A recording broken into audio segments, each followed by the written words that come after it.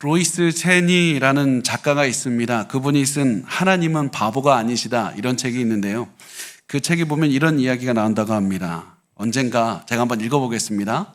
언젠가 한 남자가 이렇게 말했다. 내게 여윳돈이 좀 있다면 그것을 하나님께 드릴 텐데 하지만 내게는 나 자신과 가족을 부양할 수 있는 돈밖에 없으니.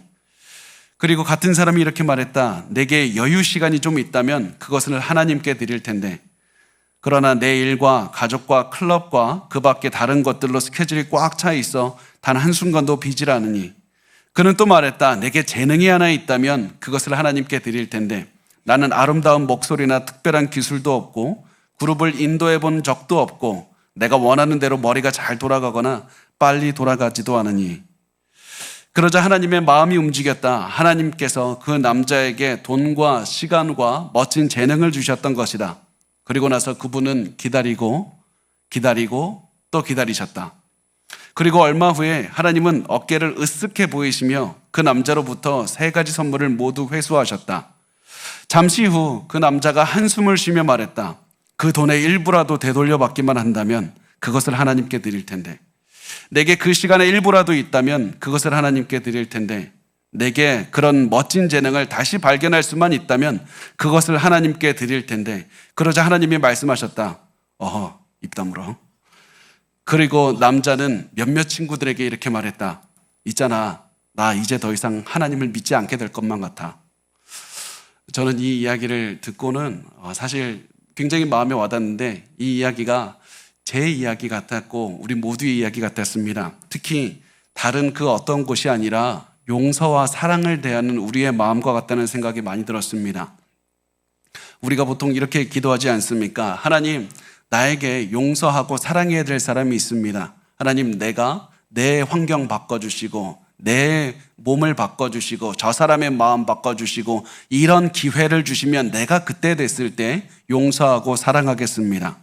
그렇게 기도한 다음에 하나님께서 그 시간을 주시고 기회를 주시고 환경을 바꿔주시고 모든 것을 맡게 해주셔서 용서하고 사랑할 수 있는 기회를 주셔도 우리는 용서하지도 않고 사랑하지도 않습니다. 왜냐하면 우리는 처음부터 용서하거나 사랑하고 싶은 마음이 없었기 때문입니다. 사랑하고 싶지 않았기 때문에, 용서하고 싶지 않았기 때문에 사랑하지 않고 용서하지 않을 핑계를 댈 것뿐이었습니다. 그래서 우리에게 아무리 많은 용서할 수 있는 기회가 오고 아무리 사랑할 수 있는 기회를 하나님이 계속 주셔도 우리의 환경을 변화시키시고 우리의 전부를 변화시키셔도 우리는 또다시 하나님께 가서 우리는 용서할 수 없습니다. 사랑할 수 없습니다. 더 좋은 기회가 오면 하겠습니다. 나중이 되면 하겠습니다. 계속해서 이렇게 말하는 것 아닙니까? 우리에게 가장 중요한 것은 다른 환경이나 우리의 몸이 아니라 마음입니다. 우리의 용서하고 사랑하는 마음이 가장 중요한 겁니다. 그래서 만약에 우리가 지금 용서하지 못하고 사랑하지 못하고 있다면 다시 우리가 기본으로 돌아가서 질문했으면 좋겠습니다. 나 정말 내 마음이 예수님에 대한 사랑으로 가득 차 있습니까? 사랑이신 예수가 내 가슴 속에 있는 것이 맞습니까? 그것을 질문하셔야만 됩니다. 왜냐하면 이 질문은 우리가 그냥 매번 그냥 예수 사랑 체험하고 그냥 생각하고 매주 묻는 것, 그냥 그런 질문으로 넘기기에는 너무나도 중요한 질문입니다. 그 이유가 무엇이냐면 내 마음속에 사랑이신 그리스도께서 계시다면 나는 당연히 용서할 수밖에 없고 사랑할 수밖에 없기 때문입니다. 그러나 그리스도께서 내 안에 계시지 않다면, 그래서 내가 구원받지 못했다면 나는 용서할 수도 없고 사랑할 수도 없는 것입니다. 구원받은 사람은, 예수가 마음에 있는 사람은 용서할 수밖에 없고 사랑할 수밖에 없는 겁니다. 그래서 사도 요한은 구원받은 그리스도인의 중심이 바로 용서이고 사랑이다. 사랑은 우리의 가장 기본이고 중심이다. 이 사실을 말을 하는데 이렇게 말씀을 합니다. 요한일서 3장 11절에 보면 우리는 서로 사랑할지니 이는 너희가 처음부터 들은 소식이라. 사도 요한은 서로 사랑하는 것이 우리가 처음부터 들은 소식이라고 말을 합니다. 여기서 소식이 무엇이냐면 복음입니다. 복음은 무엇이냐면 예수께서 나를 사랑하셨기 때문에 내 죄를 위해서 죽으시고 내 죄를 용서해 주시고 그 사실을 믿는 나에게 구원을 주셨다. 이것이 복음입니다. 그러나 복음은 이것이 전부가 아닙니다. 복음은 복음을 믿는 우리가 앞으로 어떻게 살아가야 되는지도 알려줍니다. 내가 예수를 믿는 순간 성령께서 내 안에 들어와서 예수님처럼 사랑할 수 있는 능력을 얻게 하시고 그 다음에 예수처럼 사랑하면서 살 수 있게 해주시는 겁니다. 복음은 우리가 사랑이신 예수를 믿는 동시에, 그래서 구원을 얻는 동시에 예수처럼 사랑하면서 살아야 된다는 그 사실까지 다 포함을 하는 겁니다. 그래서 우리가 복음을 믿고 구원받았는지 알기 위해서는 무엇을 봐야 되냐면 내가 사람들을 진정으로 사랑하는지, 내 삶이 사랑으로 가득 차 있는지 그것을 보면 알 수 있습니다. 내가 사람들을 사랑하고 용서하며 살면 나 구원받은 사람이지만 그렇지 않으면 영생을 얻지 못한 사람이라는 사실입니다. 내가 사랑하는 모습을 보면 내가 구원 얻었는지를 알 수가 있습니다. 그러면 여기서 우리가 질문해야 될 것이 무엇이냐면 도대체 사랑은 어떻게 하는 겁니까? 사랑은 어떻게 하는 겁니까? 무엇이 사랑입니까? 성경이 우리에게 사랑하라고 명령할 때는 사람들에 대해서 야 호감 가져라, 야 좋은 마음, 좋은 생각을 가져라 이런 말이 절대 아닙니다. 때로는 좋아하는 감정이 아닌 불편한 마음이 들 때도 있을 것이다. 나를 괴롭히는 사람을 도저히 용서할 수 없다는 그런 마음으로 가득 찰 수도 있을 것이다. 그럼에도 불구하고 성경은 사랑하라고 말씀합니다. 그리고 이때 성경이 원하는 사랑은 예수님이 죄인인 나를 대해 주신 것처럼 그 사람을 대해 주기를 원하는 것, 이것이 성경이 말하는 사랑입니다. 그 사람이 아무리 악하고 부족한다 할지라도 예수님께서 나를 대해 주신 것처럼 그 사람을 대해 주라. 예수님께서 그 사람을 대해 주는 마음으로 나도 똑같이 대하는 것, 그것이 바로 사랑하는 것입니다. 자, 그러면 우리가 구체적으로 한 걸음 더 가서 예수님은 나를 어떻게 사랑해 주셨습니까?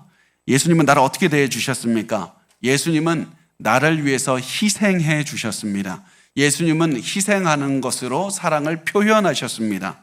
그래서 성경은 계속해서 단순히 예수님이 우리를 보고 가슴이 따뜻해졌다, 볼이 발그레졌다, 그것으로 사랑을 표현했다 이렇게 말씀하지 않습니다. 예수님은 희생함으로 사랑을 표현했다고 항상 말씀을 하십니다. 그 대표적인 말씀을 우리가 두 가지만 보면 로마서 5장 8절에는 이렇게 말씀을 합니다. 우리가 아직 죄인 되었을 때 그리스도께서 우리를 위하여 죽으심으로 하나님께서 우리에 대한 자기의 사랑을 확증하셨느니라. 우리를 위해서 죽으심으로, 자신의 가장 중요한 생명을 희생하심으로 우리를 사랑하셨다고 말씀을 하고, 요한일서 4장 9절은 하나님의 사랑이 우리에게 이렇게 나타난 바 되었으니 어떻게 나타났습니까? 하나님이 자기의 독생자를 세상에 보내셨다. 우리를 살리기 위해서 가장 중요한 독생자를 보내시는 희생으로 우리를 위해서 행동으로 나타났다는 겁니다. 예수님은 우리를 사랑해서 희생하셨고, 그래서 예수를 따라서 사랑하라는 그 성경의 말씀은 너희도 예수처럼 다른 이들을 위해서 희생하는 삶을 살아야 된다는 그런 말씀인 겁니다. 그럼 이제 우리에게 다음으로 해야 되는 질문이 무엇이냐면, 그러면 희생은 어떻게 하는 겁니까? 희생이 무엇입니까? 희생을 제가 네 가지로 한번 정리를 해봤습니다. 희생의 조건 네 가지는, 첫 번째는 상대방의 필요를 아는 겁니다. 상대방과 상관없이 그냥 하는 것이 아니라 상대방이 가장 절실하게 원하는 필요를 알고, 두 번째 그 필요를 채워주기를 원하는 마음을 갖고, 세 번째 나에게 귀중한 것, 쓸데없는 것, 필요 없는 것 줘도 나에게 아무런 영향이 없는 것을 주는 것이 아니라 나에게 가장 귀중한 것을 준 다음에 네 번째 돌려받을 마음을 버리는 겁니다. 이것이 희생입니다. 다른 사람의 필요를 알고 그 필요를 채워주기 위한 마음을 가지고 나에게 굉장히 소중한 것을 내어준 다음 그것을 돌려받지 않는 것이 희생하는 것이고 사랑인 겁니다. 예수님이 우리를 그렇게 사랑하셨고 우리도 그렇게 사랑하라고 말씀을 합니다. 이렇게 해서 사도 요한은 성도들에게 예수님의 사랑, 그래서 사랑하라, 서로 그렇게 사랑하라고 말을 한 다음에 가장 먼저 무엇을 말씀하냐면 사랑이 가장 반대되는 예, 따라가면 절대로 안 되는 예를 들면서 말합니다. 그리고 그 예는 가인, 우리가 잘 아는 아벨과 가인의 가인이 되겠습니다. 요한일서 3장 12절 말씀 우리 같이 읽겠습니다. 시작. 가인같이 하지 말라. 그는 악한 자에게 속하여 그 아우를 죽였으니 어떤 이유로 죽였느냐? 자기의 행위는 악하고 그의 아우의 행위는 의로움이라. 가인과 아벨 두 사람 다 제사를 드렸습니다. 그런데 하나님께서 가인의 제사는 받지 않으신다고 말씀합니다. 아벨의 제사만 받으셨습니다. 왜 하나님께서는 가인의 제사만 받으셨을까? 여기서 많은 분들이 이 아벨의 제사를 받고 가인의 제사를 받지 않은 이유를 그 제물에서 찾으려고 합니다. 아벨은 양을 드렸기 때문에 그렇고 가인은 땅의 소산을 드렸기 때문에 하나님께서 받지 않으신 것이라고 말을 합니다. 그렇지만 저는 그렇지 않다고 생각을 합니다. 왜냐하면 성경을 보면 하나님께 드리는 피 없는 곡물 제사도 있었기 때문입니다. 이 레위기서 2장 14절에서 15절을 보면 너는 첫 이삭의 소제를 여호와께 드리거든 첫 이삭을 볶아 찌은 것으로 내 소제를 삼되 그 위에 기름을 붓고 그 위에 유향을 더할지니 이는 소제니라. 이 말씀을 보면 짐승을 굳이 죽이지 않고도 제사를 드릴 수 있는 것을 볼 수 있습니다. 그래서 많은 신학자들이 가인이 하나님께 곡식을 드린 것 그게 중요한 것이 아니다 이렇게 말합니다. 그렇다면 뭐가 가장 중요한 것이냐? 가인이 무엇을 드렸느냐가 아니라 그 제물을 드린 가인이 문제였다는 겁니다. 가인에게 문제가 있다는 겁니다. 그리고 그 사실은 이 창세기 4장 3절에서 5절 말씀을 보면 우리에게 계속해서 가인에게 문제가 있다는 사실을 우리에게 비추어 주고 있습니다. 그 말씀은 이렇게 말씀을 합니다. 세월이 지난 후에 가인은 땅의 소산으로 제물을 삼아 여호와께 드렸고 아벨은 자기도 양의 첫 새끼와 그 기름으로 드렸더니 여호와께서 아벨과 그의 제물은 받으셨으나 가인과 그의 제물은 받지 아니하신지라. 가인이 몹시 분하여 안색이 변하니. 우선 아벨의 제물은 어떻게 그리고 있냐면 그 말씀을 조금 띄워주세요. 그 보면 아벨은 양의 첫 새끼와 그 기름으로 드렸다고 하면서 굉장히 자세하게 구체적으로 그리고 있는 것을 볼 수 있습니다. 그렇지만 가인의 제물은 뭐라고 하냐면 가인은 그냥 땅의 소산으로만 드렸다고 말씀을 합니다. 아벨이 훨씬 더 제물을 드리는 데 소중한 것, 중요한 것, 값진 것을 드렸다는 것을 나타내고 있습니다. 게다가 성경이 뭐라고 하냐면 하나님께서 아벨의 제물은 받으시고 가인의 제물은 받지 않았다고 말씀하는 것이 아니라 아벨과 아벨의 제물은 받으시고 가인과 가인의 제물은 받지 않으셨다. 다시 말해서 무슨 말씀을 하고 있냐면 하나님은 제사를 드리는 사람을 먼저 보고 그 사람의 제물을 받으셨다는 겁니다. 아벨은 평소에 하나님의 뜻을 따르는 삶을 살았고 하나님을 사랑하는 삶을 살았고 그리고 제사를 드릴 때에도 자기에게 있는 최고의 것을 드렸습니다. 그런데 가인은 평소에 하나님과 상관없이 살았습니다. 그러다가 아벨이 드리는 제사를 보고 적당히 자기도 제사를 드린 겁니다. 그래서 하나님께서는 아벨의 제사는 받으셨지만 가인의 제사는 받지 않으신 겁니다. 이랬을 때 자신이 내가 잘못 살아서 내가 잘못해서 하나님께서 내 제사를 받지 않았다는 사실을 깨닫게 되었을 때 가인은 화가 났습니다. 이 화가 났을 때에도 내 잘못이니까 내가 잘못한 거니까 내가 이제 회개하고 내가 잘못을 고쳐서 옳게 살아가면 됐던 겁니다. 그런데 가인은 그렇게 하지 않고 오히려 아벨에게 화를 냈습니다. 아벨을 너무나도 분노했습니다. 하나님께서는 이 모습을 보시고 가인에게 너 그만해라. 거기 멈춰야 된다. 이렇게 말씀하십니다. 창세기 4장 6절에서 7절 말씀을 보면 이렇게 말씀을 합니다. 여호와께서 가인에게 이르시되 내가 분하여 함은 어찌 됨이며 안색이 변함은 어찌 됨이냐. 내가 선을 행하면 어찌 낯을 들지 못하겠느냐. 선을 행하지 아니하면 죄가 문에 엎드려 있느니라. 죄가 너를 원하나 너는 죄를 다스릴지니라. 하나님께서 하시는 말씀은 이겁니다. 거기서 멈춰다. 거기서 멈춰야만 된다. 너의 분노를 다스려야만 된다. 너 분노를 다스리지 못하면 그 죄가 너를 잡아먹을 것이다. 다스려야 된다. 거기서 멈추라. 그러나 가인은 거기에서 멈추지 않고 계속해서 분노를 품고 있었고 결국 아벨을 살해하는 데까지 나아갔던 겁니다. 사도 요한이 요한 1서 3장 2절에 아벨을 죽였다고 썼을 때 이 헬러 단어가 스파조라는 단어인데요. 스파조라는 단어가 도살하다, 살육하다 이런 의미입니다. 단순히 죽였다는 의미가 아닙니다. 그래서 많은 학자들은 이 말씀의 의미가 말씀 그대로 보면 아벨의 목을 자른 것이다, 이렇게 굉장히 그림을 그리듯이 설명하고 있다고 말을 합니다.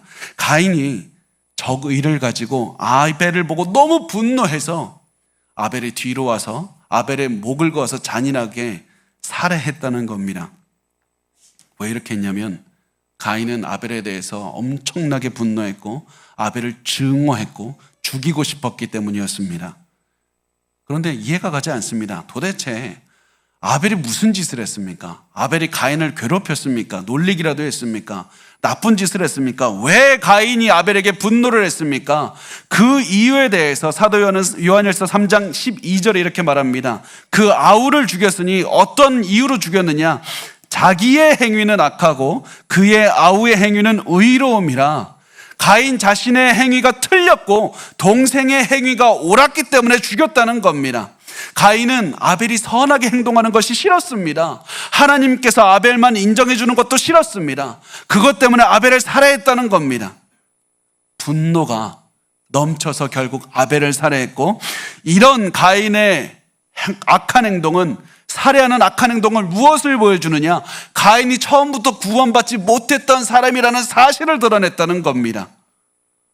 가인은 하나님을 믿는 가정에서 자랐습니다. 하나님께 제사 드렸습니다. 하나님의 백성인 것처럼 살았습니다. 그런데 실제로는 아벨을 죽이는 그 모습을 보니까 이 사람은 하나님께 속하지 않았던 사람인 것이었습니다. 바로 이것이 바로 사도 요한이 가인을 예로 들었던 이유였습니다. 겉으로만 보면 가인은 아벨처럼 구원받은 백성이었습니다. 구원받은 하나님의 사람인 것만 같았습니다. 그러나 그가 사랑하지 못하고 용서하지 못하고 분노에 휩싸여서 죽이는 모습을 볼 때 가인은 구원받지 못했다는 사실을 극명하게 드러냈던 것이었습니다. 아벨을 대하는 모습을 통해서 가인의 구원받지 못한 사실을 드러낸 겁니다. 이것이 왜 우리에게 중요합니까? 우리에게도 중요한 이유가 무엇이냐면 우리가 단순히 예배를 잘 드리는 모습만으로는 우리가 구원받았는지 아닌지 알 수 없다는 겁니다. 단순히 뜨겁게 찬양하고 주일마다 교회에 오고 기도하는 것만으로는 우리가 구원받았는지 아닌지 알 수 없습니다. 어떻게 알 수 있습니까? 우리의 삶을 보면 됩니다. 내가 구원받는지 알고 싶으면 내가 나의 원수들을 어떻게 대하는지 그것을 보시기 바랍니다. 내가 사람들을 어떻게 용서하고 사람들을 어떻게 사랑하는지 보시면 됩니다. 용서하기 어려운 사람 용서하고 사랑할 수 없는 사람을 사랑하고 있다면 그것을 보고 내가 사랑하는 것을 보니 나 구원받은 사람이구나, 그것을 알게 되는 겁니다. 그런데 사실 이렇게 얘기를 들으면서 마음속에 이런 생각이 들지 않습니까? 하나님, 내 마음 하나님 아시죠? 나 용서하지 못하고 살았습니다. 나 지금까지 사랑 못하고 살았습니다. 나 살인은 안 했지만 나 가인처럼 살았습니다. 내 마음속에서 살인은 저지르지 않았어도 수백 번, 수천 번 그 사람 죽인 그런 생각을 했고 지금도 용서하지 못하고 살고 있습니다. 다 용서가 안 됩니다. 나 구원받지 못한 겁니까? 나 그러면 안 되는 겁니까? 지금 이렇게 말씀을 하는 겁니까? 지금 너희들 다 제대로 살지 못했고 용서하지 못했으니까 너희 다 구원을 의심해라, 이 말을 하기 위해서 사도 요한이 이 말을 쓴 것이 아니라는 사실입니다.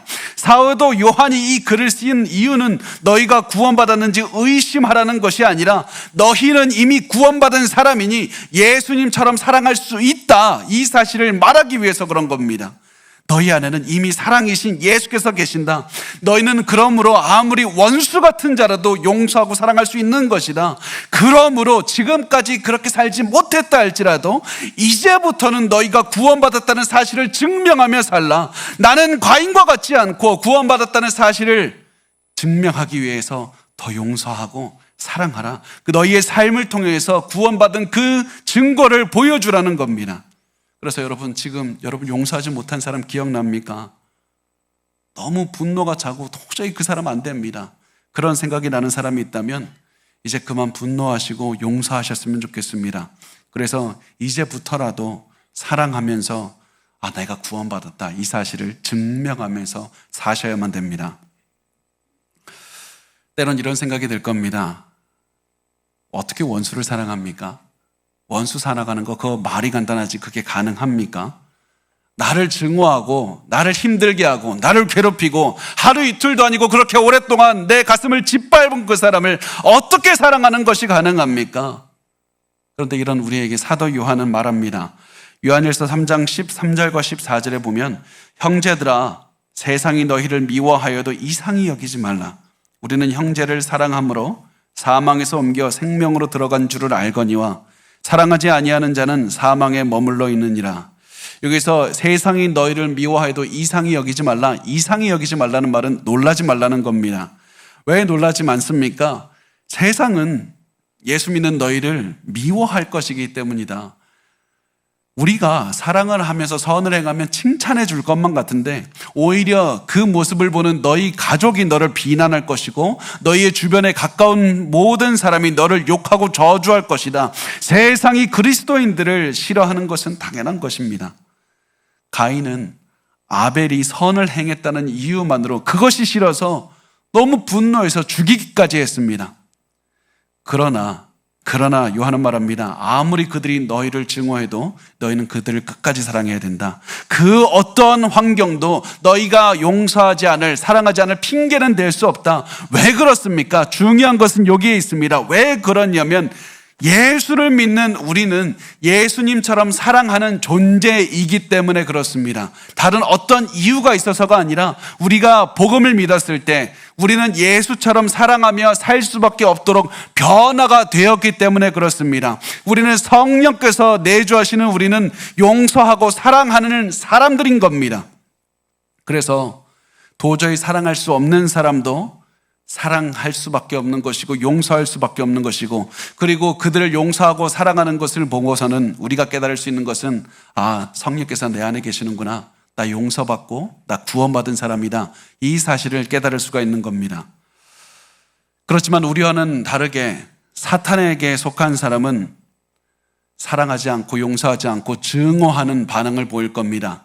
미워할 겁니다. 아무리 입으로는 하나님 사랑한다고 그렇게 고백한다 할지라도 그 사람 사랑하지 않고 용서하지 않아서 자신이 구원받지 못했다는 사실을 증명하면서 살아갈 겁니다.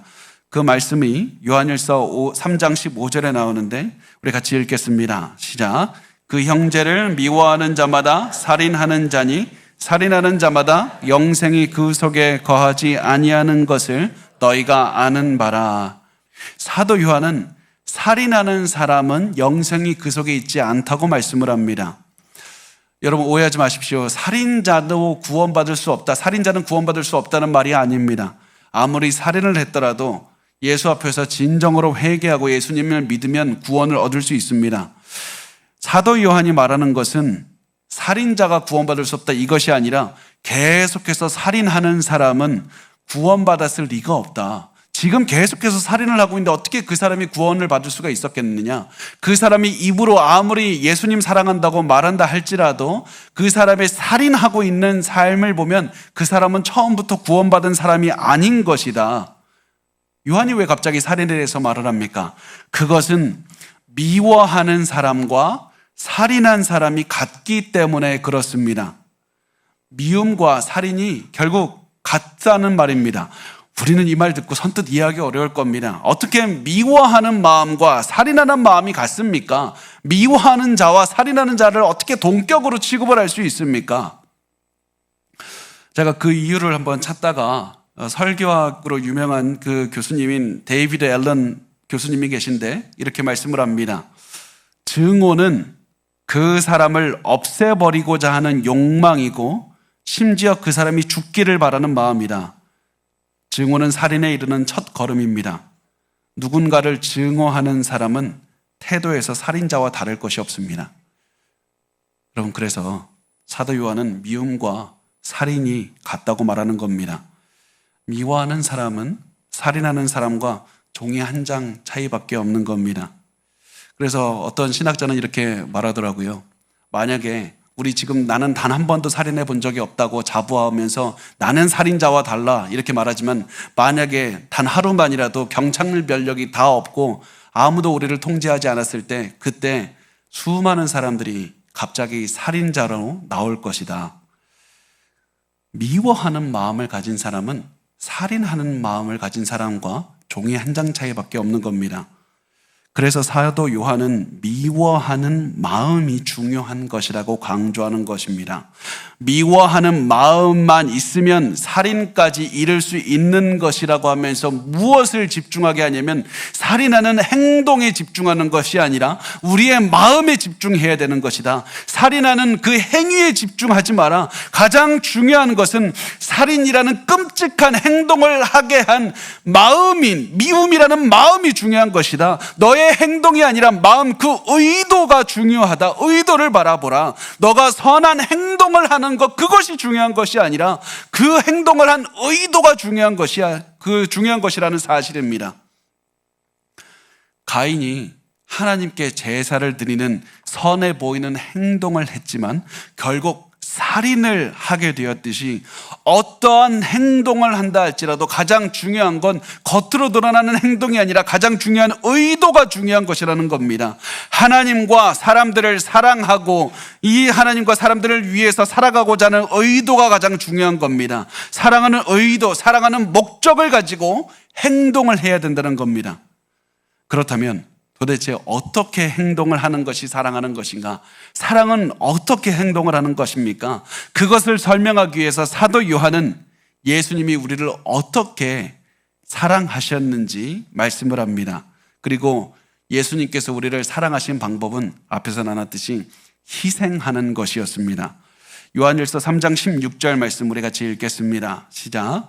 그가 우리를 위하여 목숨을 버리셨으니 우리가 이로써 사랑을 알고 우리도 형제들을 위하여 목숨을 버리는 것이 마땅하니라. 우리는 많은 사람들은 사랑하는 이유가 내가 행복하기 위해서 사랑합니다. 내 중심, 내가 행복하기 위해서 사랑하고 내가 즐겁기 위해서 사랑하고 내 미래를 위해서 사랑한다고 생각을 합니다. 그래서 내가 중심인 사랑을 합니다. 그러나 예수님께서 보여주신 사랑은 하나님과 다른 사람을 위해서 희생하는 것이었습니다. 예수님은 사랑하는 하나님의 뜻을 끝까지 따르고 사랑하는 사람들을 살리기 위해서 자기의 목숨마저 버리는 희생을 하셨습니다. 그러므로 요한이 하는 말은 우리도 예수님을 따라서 희생하는 삶을 살아야 된다는 겁니다. 너희의 목숨마저도 희생하는 그 삶을 살아서 너희의 사랑을 보여주어야 된다. 그것이 사랑하는 것이다. 우리는 희생하며 살고 있습니까? 우리는 정말 희생하며 살고 있습니까? 여러분의 가족을 위해서 희생하고 있습니까? 그렇다면 우리가 다시 한번 돌아보기를 원합니다. 희생이란 도대체 무엇입니까? 희생은 우리가 앞에서 보았듯이 여러분에게 있는 가장 소중한 것을 포기하는 것이 희생입니다. 나에게 있어도 되고 없어도 되는 것을 포기하는 것이 아니라 여러분에게 있어야만 되는 것, 없어서는 절대 안 되는 것을 기꺼이 주는 것, 자발적으로 주는 것, 기쁜 마음으로 주는 것이 희생입니다. 그래서 사도 요한은 예수님께서 우리를 위해서 기꺼이 목숨도 버렸다는 희생에 대해서 말씀을 하고 있는 겁니다. 여러분은 사랑하는 사람들을 위해서 어떠한 소중한 것을 포기하고 있습니까? 여러분의 가족을, 여러분의 배우자를 사랑한다고 말하면서 어떠한 가장 소중한 것을 희생하고 있습니까? 우리가 할 수 있는 최대의 희생을 하는 것이 사랑입니다. 여러분의 전부를 드리면서 희생하는 것, 헌신하는 것이 바로 사랑입니다. 20세기 최고의 바이올리니스트라고 하면 오스트리아의 프리츠 크라이슬러라는 사람을 꼽을 수가 있습니다. 어느 날 이 사람이 콘서트를 끝냈을 때 한 여자가 찾아와서 이렇게 소리쳤다고 합니다. 내가 당신처럼 아름답게 연주할 수만 있다면 저는 제 인생을 바치겠습니다. 그 말을 듣고 크라이슬러가 이렇게 말했다고 합니다. 저는 그렇게 했습니다. 전 제 인생을 바쳤습니다. 여러분, 하나님께서 우리에게 원하시는 것은 우리의 전부를 드리는 겁니다. 내가 가진 모든 것을 다해서 사랑하는 것이고 내가 가진 가장 소중한 것, 내가 가진 가장 아끼는 것을 나누어 주면서 희생하면서 살아가는 겁니다. 내가 피해받지 않을 정도만, 상처받지 않을 정도만, 내가 없어도 되는 것만 나누어 주는 것이 아니라 내 전부를 나누어 주면서 기꺼이 상처받을 곳으로 가고 기꺼이 피해가 있는 곳으로 가는 것, 그것이 바로 우리가 살아내야 되는 희생이고 그것이 바로 사랑입니다. 예수님은 우리에게 그것이 바로 예수를 따라 살아가는 것이라고 말씀을 하셨습니다. 만약에 여러분 이것이 희생하는 것, 희생하는 행동을 하는 것, 나의 가장 중요한 것을 포기하는 것이 사랑이라면 사랑의 반대는 무엇입니까? 미워하는 겁니까? 그것이 아니라 사랑의 반대는 무관심입니다.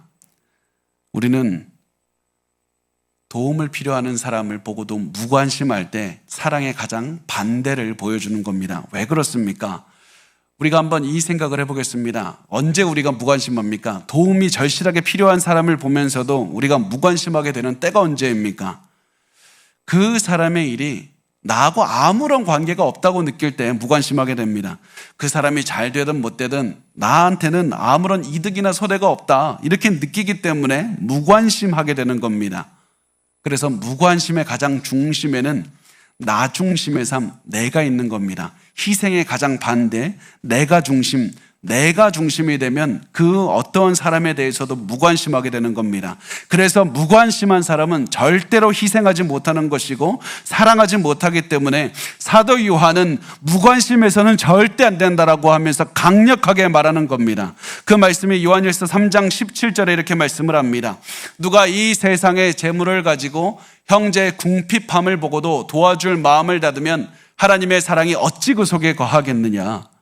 너의 도움이 필요한 가난한 사람을 보느냐, 나누어 주어라. 너가 돈이 많지 않다고 해서 숨기지 말고 너보다 더 많은 도움이 필요한 사람이 있으면 기꺼이 나누어 주어라. 만약 너가 그 사람을 보고도 너의 마음을 닫아서 외면한다면 그것은 너는 하나님의 사랑이 없다는 사실을 증명하는 것이다. 여기서 우리가 한 가지 주목할 것이 마음이라는 단어인데요. 마음을 가리키는 이 헬러 그 원어는 스플랑크논이라는 이 단어이고, 이 단어가 의미하는 것은 이 창자를 의미합니다. 우리는 보통 마음이라고 하면 이 가슴을 이렇게 가리키는데 이 사람들은 이 뱃속 깊은 곳을 이 생각을 했습니다. 왜냐하면 도움이 필요한 사람을 보고 뱃속 깊은 곳에서부터 이 흘러나오는 이 연민의 마음, 애끓는 마음, 이 타들어가는 이 마음을 바로 가리키고 있었기 때문입니다. 우리 뱃속에서부터 끓어오르는 그 사람을 도와주고 싶다는 마음을 닫아버리고 외면하고 있다면 너는 스스로 질문해야 된다. 너는 하나님의 사랑이 그 안에 있는가 아닌가? 하나님의 사랑이 우리 안에 거한다면 우리는 반드시 사랑을 실천할 수밖에 없고 희생할 수밖에 없고 우리에게 가장 소중한 것을 줄 수밖에 없습니다. 나의 것을 희생해서 도와줄 수밖에 없는 겁니다. 그래서 사도 요한은 이렇게 말씀을 합니다. 우리 마지막 3장 18절 같이 읽겠습니다. 시작. 자녀들아, 우리가 말과 혀로만 사랑하지 말고 행함과 진실함으로 하자. 우리가 말로만 사랑하지 말고 진실한 행동으로 사랑해야 된다는 겁니다. 그리고 우리의 사랑의 행동은 반드시 무엇이 되어야 되냐면 다른 사람의 필요를 채우는 희생으로 이어져야만 되는 겁니다. 나에게 가장 중요한 것을 주면서 용서하고 사랑하는 겁니다. 단순히 돈뿐만이 아니라 나의 명예, 나의 시간, 나의 마음, 나의 모든 것까지 주면서 희생해야 되는 겁니다. 이것이 바로 우리가 우리 가정을 사랑하는 모습이어야만 되고 우리 주변 성도들과 주변 사람들을 사랑해야 되는 모습이 됩니다. 그런데 우리 잘 알죠? 우리 그렇게 제대로 사랑하지 못하면서 살아왔고 앞으로도 그렇게 살지 못할 겁니다. 우리 완벽하게 살지 못할 겁니다. 우리 지금까지 가인처럼 살해하지 않았지만은 지금까지 가인의 마음으로 살아왔다는 사실을 잘 알고 있고 앞으로도 그런 마음 들 때가 참 많을 겁니다. 때로는 내가 내 부모 증오하면서 살았습니다. 앞으로도 부모 증오하면서 살 수도 있습니다. 내 형제 자매가 너무 미울 때도 있을 겁니다. 남편과 아내가 견디기 너무 힘들어서 용서하지 못할 때도 있을 겁니다. 내 앞에 도움이 필요한 사람이 지금까지 있었는데 저 너무 많이 외면했고 앞으로도 그럴 때가 오면 저 어떡합니까? 저 어떡합니까? 저 어떻게 살아야 됩니까? 이런 고민을 가지고 있는 것이 우리의 솔직한 모습이 아닙니까? 만약에 우리가 이런 마음을 가지고 있다면 이 말씀을 보고 어떻게 반응해야 됩니까? 나는 구원받지 못했고 앞으로도 나는 구원 절대 받지 못하는 것이다. 그 말을 하기 위해서 사도 요한이 이걸 쓴 것입니까? 그것이 아니라는 사실 우리가 앞에서 나누지 않았습니까? 너는 지금까지 제대로 사랑하지 못했으니 너 구원 못 받았다. 구원을 의심해라고 말하기 위해서 이 글을 쓴 것이 아니라 사도 요한은 그것을 깨달았을 그때부터라도 다시 시작하라고 말하는 겁니다. 너가 넘어졌을 그때도 늦지 않았으니까 다시 일어나라고 말하는 겁니다. 지금까지 실패했지만 너 양심의 가책을 느끼고 있지 않느냐? 만약 너가 세상에 속한 사람이었다면, 구원받지 못했다면 이 사랑하지 못한 것에 양심의 가책을 느꼈을 리가 없다. 너가 양심의 가책을 느끼고 있다는 것은 너가 구원받았다는 사실을 드러내고 있는 것이다. 예수 그리스도의 용서와 사랑이 너의 마음속에 있다는 것을 드러내는 것이다. 그렇기 때문에 이제부터 중요한 것이 무엇이냐? 말씀대로 살아내라. 사랑하고 희생하며 살아야 된다. 넘어졌을 때 지금이라도 늦지 않았으니 다시 일어나서 말씀대로 살아야 된다고 격려하며 힘을 주는 겁니다. 그렇게 해서 우리의 삶을 통해서 우리가 하나님께 속했다라는 사실을 증명하며 살라는 겁니다. 지금부터라도 여러분 변화된 삶을 사셨으면 좋겠습니다. 우리가 가정의 날이 돼서 다시 그냥 부모 사랑하고 배우자 사랑하고 자녀 사랑하겠다고 그냥 이렇게 생각하는 것에서 그치지 말고 양심의 가책을 외면하지 말고 이제부터라도 그리스도를 따라서 희생하며 사랑하면서 살아야 됩니다. 그러면 이제 어떻게 해야 이 사랑을 실천할 수 있을까? 우리가 3가지만 간단하게 나누어 보도록 하겠습니다. 첫 번째는 작은 것부터 고치기 시작하시길 바랍니다. 우리가 항상 무엇인가 시작할 때 자꾸 너무 큰 것부터 시작하려고 합니다. 도저히 할 수 없는 것들, 위대한 일들부터 시작하려고 합니다. 도저히 용서할 수 없는 원수부터 용서하려고 고민하고 도저히 사랑할 수 없는 사람들부터 사랑하려고 계속해서 고민하다가 그것이 안 되면 나는 실패자라고 말합니다. 그러나 우리가 가장 먼저 시작해야 되는 곳은 가장 평범한 곳에서부터 시작을 해야 되는 겁니다. 여러분의 가장 평범하고 작은 것에서부터 여러분의 삶을 바꾸는 시작을 해야 되는 겁니다. 그래서 여러분이 매일 만나는 가족을 대하는 방식부터 바꾸시기 바랍니다. 매일 만나는 가족에게 아침 그리고 밥 먹는 시간 잠자기 전에 계속 만날 때 한마디를 할 때에도 용서하는 마음, 사랑하는 마음, 희생하는 마음으로 계속해서 말씀하시고 대해 주시고 매일 작은 희생을 하면서 사시기를 바랍니다. 두 번째, 지금 여러분의 마음에 떠오르는 그 사람을 용서하지 못하고 사랑하지 못하는 그 사람을 반드시 용서하셔야만 됩니다. 아무리 그 사람을 용서하지 못한 시간이 오래됐다 할지라도 반드시 용서하셔야만 됩니다. 제가 예전에 한 목사님의 글을 읽은 적이 있습니다. 그 목사님의 글이 정확하게 기억나진 않지만은 그 말씀의 내용은 이랬습니다. 본인이 이런 얘기를 들었다고 합니다. 보통 시간은 모든 상처를 치유한다고 들었는데 본인이 목회를 해보니까 그것이 아니더라. 그것이 아닐 때가 굉장히 많더라. 어떠한 질병은 가만히 두면 자연스럽게 사라지지만 어떠한 질병은 빨리 조치를 취하지 않으면 온몸에 퍼질 때가 있듯이 우리 마음에 있는 문제들을 고치지 않으면 더 커진다는 사실입니다. 그리고 그 중에 대표가 바로 용서라는 것입니다. 지금까지 내 마음에 부담으로 남아있는 용서하지 못한 이 짐을 가만히 둔다면 반드시 그것은 우리의 마음과 몸을 계속해서 갉아먹을 것이고 우리의 모든 관계, 우리의 가정까지도 다 갉아먹을 겁니다. 그래서 우리의 삶과 우리의 가정을 위해서 해야 되는 것은 그 용서하지 못한 것을 생각하고 하나님 앞에 회개하고 용서하고 관계를 회복해야 되는 겁니다. 세 번째, 마지막으로 우리가 해야 될 것은 내가 더 고생하고 수고하는 길이 올바른 길이라는 사실입니다. 때론 여러분이 살다 보면 도움이 필요한 사람을 발견하게 될 것이고 내가 저 사람을 위해서 사랑하기 위해서 어떤 것을 해야 될까, 무엇을 해야 될까 잘 모를 때가 올 겁니다. 내가 저 사람을 위해서 무엇을 해야 될지 잘 모르겠다. 그렇게 생각이 든다면 내가 할 수 있는 일 중에서 가장 어려운 것, 고생이 되는 것, 힘든 것을 선택하시면 됩니다. 제가 목회하고 또 가정 이끌면서 배운 한 가지가 있는데 제가 고생한 만큼 가정과 교회가 행복하다는 사실이었습니다. 참 가슴이 아픈데요. 제가 수고한 만큼 아내와 아이들이 행복했고 제 전부를 쏟아서 목회한 만큼 성도들이 행복했다는 사실을 배웠습니다.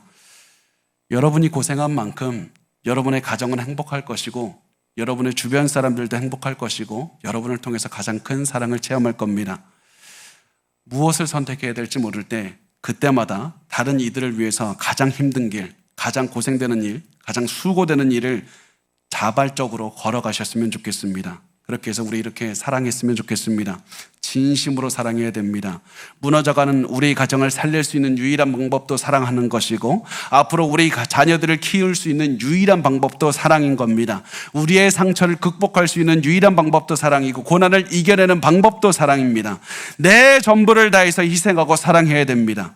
그러면 우리의 손을 잡고 있는 우리의 사랑을 받는 가족들, 사랑하는 사람들은 우리의 손을 잡고 있기 때문에 그 어떠한 어려움도 이겨낼 수 있을 겁니다.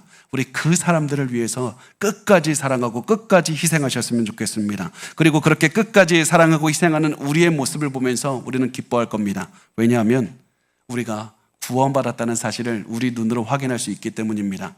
우리 그 기쁨을 가지고 그 감사를 가지고 그 사랑하면서 우리 가족들을 위해서 사랑하며 살았으면 좋겠습니다.